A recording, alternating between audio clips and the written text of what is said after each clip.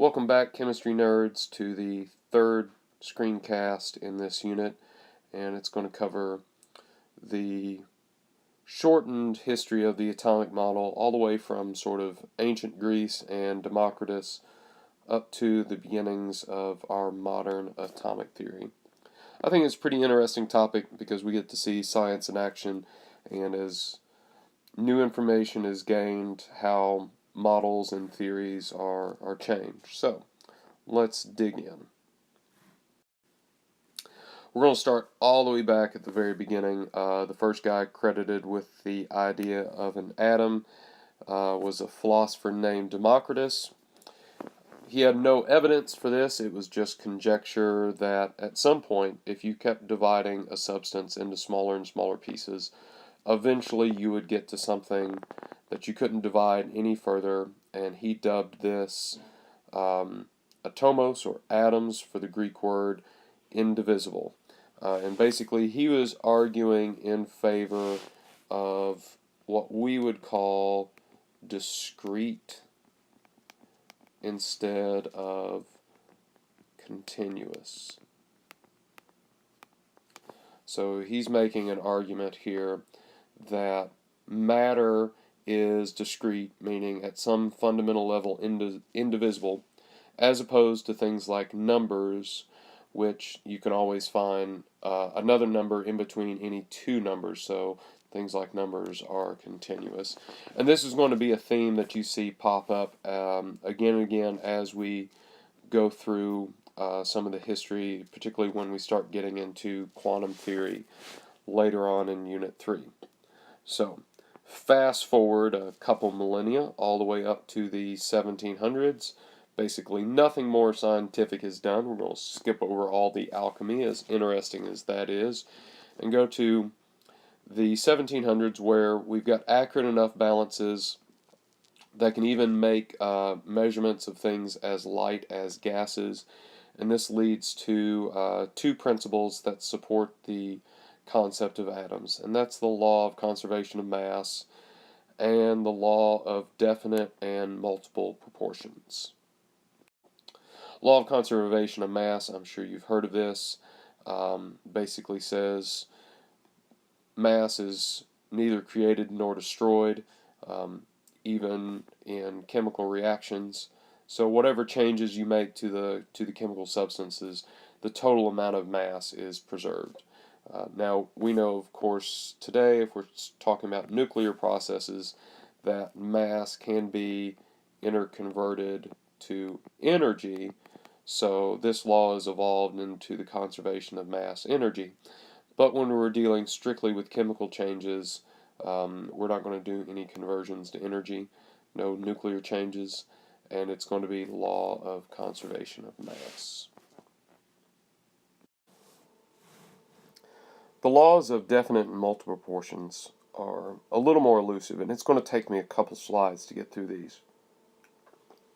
So starting off, scientists were doing lots of experiments using their new balances to weigh things even as light as gases, and doing chemistry with that state. And gases are convenient because you've got some other things that you can measure along with the mass. You can measure the pressure, the volume, and the temperature. And one of the things that they noticed was that different elements required different masses to produce the same pressure at a given volume and temperature. So, for instance, if we had two identical flasks in terms of volume and temperature, it would take 16 times more mass of oxygen to produce the same pressure as hydrogen. And this supports the notion that atoms of each element are different in terms of their mass. And so Dalton used this technique, along with some others, to produce a list of the relative masses of different elements. So if he took his flask of hydrogen and his flask of oxygen, and let's say a flask of sulfur, what he would notice is relative to the hydrogen, since it was the lightest one that they discovered, we'll let that be 1. The oxygen flask would be 16 times heavier to produce the same pressure, volume, and temperature. And the sulfur flask would be heavier yet, 32 times heavier than the hydrogen flask. So, took a lot of work, but they sorted through and got relative masses of many of the elements known at the time, and this supported the notion that if elements came as atoms, these atoms were different in their terms of mass. Another thing that could be measured using these fancy new balances was precise masses of the compounds used in a reaction. And one thing that they noticed is whenever you made a compound or broke a compound down, there was always constant ratios of the elements that were used to make it up. Hence the law of definite proportions. So as an example here, if you take the mineral cinnabar, which has this nice pinkish color, and the ancient Egyptians used it actually as some makeup, and you heat it, it always breaks down into elemental mercury and elemental sulfur. And for every 100 parts of cinnabar, you would always get out 86.6 parts of mercury and 13.4 parts of elemental sulfur.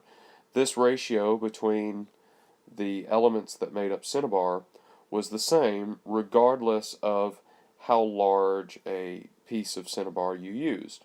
So you could do this with all sorts of compounds. Notice that the proportions were always the same, hence the law of definite proportions.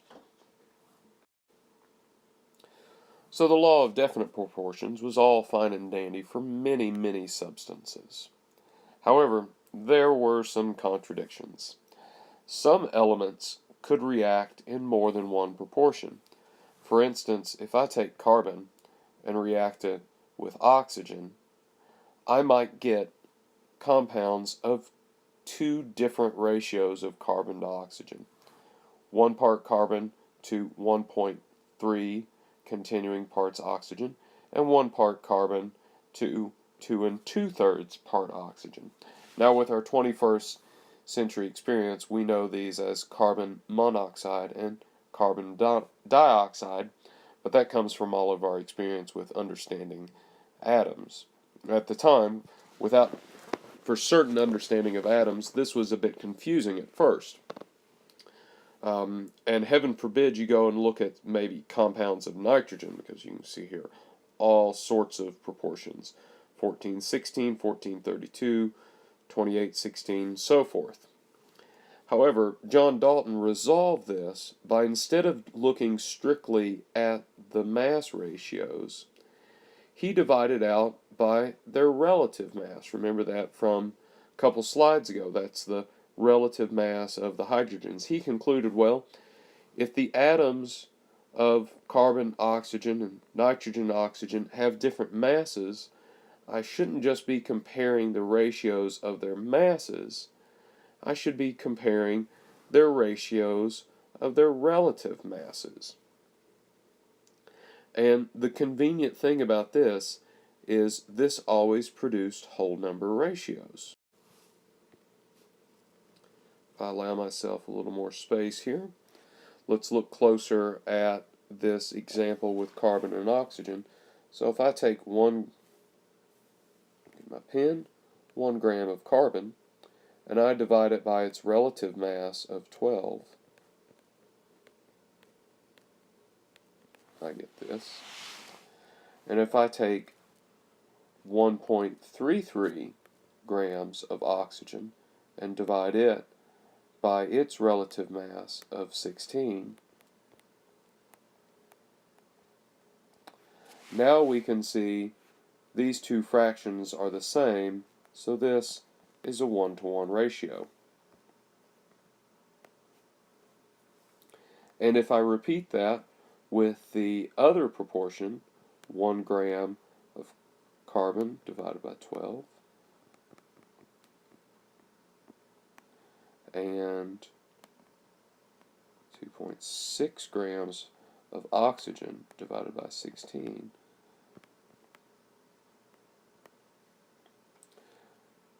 these two represent a 1 to 2 ratio, because 0.16 divided by 0.083 equals 2. And so this was our first really hard evidence that elements come as individual discrete units, atoms, because these ratios were always whole numbers.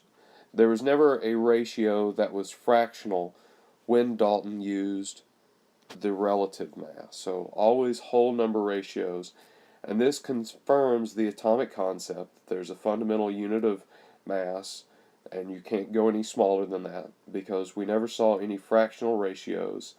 Therefore, there are no fractional atoms. So Dalton used these principles to come up with his first atomic model. So we finally have an atomic model that is supported by some actual evidence, and he has these 5 aspects. All matter is composed of atoms. All atoms of the same element are identical. We saw things in terms like the relative masses were always pretty much the same, so he concluded that they were identical. Atoms cannot be subdivided, created, or destroyed. He never saw any fractional non-whole number ratios with the law of multiple proportions, so he concludes that they can't be subdivided. Kind of ties in conservation of mass, saying that they can't be created or destroyed. Atoms combine in simple whole number ratios to make compounds, hence the law of definite and the law of multiple proportions. And in reactions, these atoms are rearranged, combined, or separated to to make the different compounds that you see, or either break them apart. Fast forward sometime to the late 1800s, and scientists were experimenting with electricity, and one of the devices that they use to experiment with electricity is a vacuum tube with 2 metal plates that then they pass electricity through. And what they noticed is there would be a ray passing between these 2 plates, and it was termed a cathode ray. And by holding up charged objects or magnets to this ray, they knew that the particles inside of the ray were negatively charged, because they were attracted to positively charged plates and repelled by negatively charged plates. Scientists by the name of J.G. Thomson, along with another scientist named Millikan, were able to discover the charge to mass ratio for these particles. And he found that for all substances, the ratio was 1 to 1,837. So, in plain English, that's lots of charge for very little mass. Since this ratio was the same for all the different elements and substances that he tried, he concluded that these particles in the cathode ray were actually a part of all atoms, and he dubbed them electrons. So this is the first strike at Dalton's principle, because now Thomson has successfully subdivided the atom into negative electrons and positive something.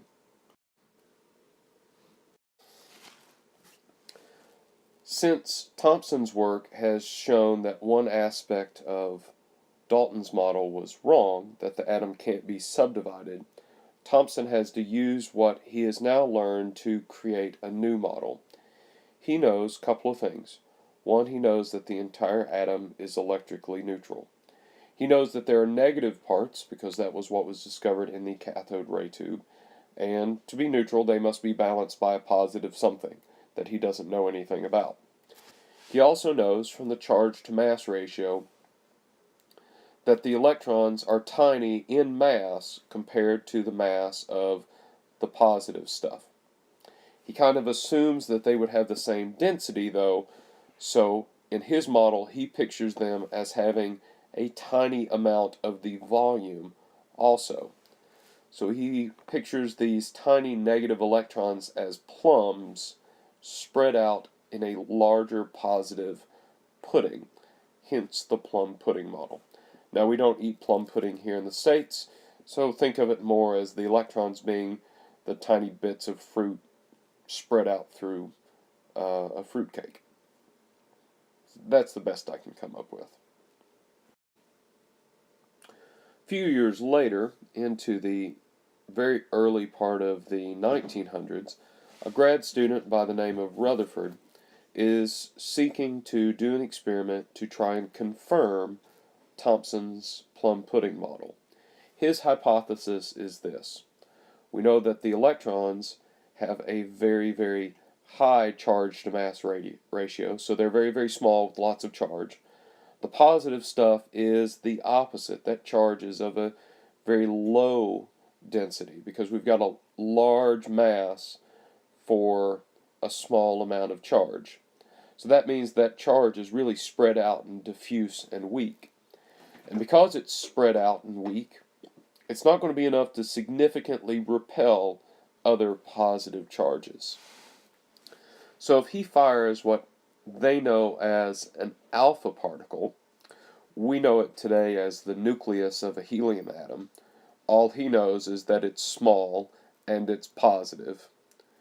He's going to fire this alpha particle at a gold foil with a film surrounding it that will detect where the alpha particles go. Since the positive part of the atoms in the gold foil is very weak, most of these positive particles, when they go through, shouldn't be affected much, and his film should mostly be developed right behind where the beam was aimed. They should pass through unaffected. Instead, what he finds is that a very few, about 1 out of every 8,000, travel, hit the foil, and then ricochet almost straight back, and the film is developed directly in front of that. The vast majority do pass through completely unaffected. So he was very shocked by this. I'm paraphrasing, but in his words, he said it was as if I fired a cannonball at a piece of tissue paper and it bounced straight back. And he said that because, again, he was expecting the charge in the foil to be so spread out it would be like a tissue paper, and these small alpha particles would be so high energy that they should just pass straight through. So he has to conclude that that idea is not entirely correct, and since just a very, very few, only 1 out of 8,000, came straight back, he concludes that the positive charge is very, very small because only 1 out of every 8,000 struck it. But if it's this small, we already know that it's most of the atom's mass from Thomson's work, so it's small and very, very massive, and therefore he calls it a nucleus. So we now get the picture that you guys are familiar with of the atom with a small positive nucleus and the electrons circulating around it. So the electrons have lots of charge and very little mass. The nucleus has all the positive charge, and it's also very tiny, and the rest of the atom is empty space. And that's why the vast majority of the alpha particles fired, the other 7,999, passed straight through, but the odd 1 out of every 8,000 that struck this very, very small nucleus bounced straight back. So, me, you, the chair that you're sitting in, the wall in the room around you, they may look solid, but they're mostly empty space, and these alpha particles could pass through unaffected. So we'll wrap it up here with Rutherford's revision to the plum pudding model, which is that we know, based on the small number that ricocheted, that the nucleus is tiny and positive and contains most of the atom's mass, and it's surrounded by a cloud of electrons, which are very, very tiny and very low mass, and the rest of it is empty space. And we will pick up later in the next unit and try to attempt to explain how these negative electrons traveling around the positive nucleus don't just experience attraction, because opposites attract, and come crashing into the nucleus, and explain how this cloud of opposite charges can be stable. I'll leave you here with just a few questions to make sure that you're getting the most important point from this PowerPoint, and that's basically to know the observational evidence that Dalton, Thomson, and Rutherford made in their experience, and also how their evidence led to their model of the atom. So in the case of Thomson, why did he believe that the positive pudding occupied most of the volume and the negative electron plums made up a very small amount of the volume? Based off that, what did Rutherford hypothesize would happen in his gold foil experiment? What actually happened, and how he used these changes to refine Thomson's plum pudding model and come up with his nuclear model. So that's it for now. Thanks, guys.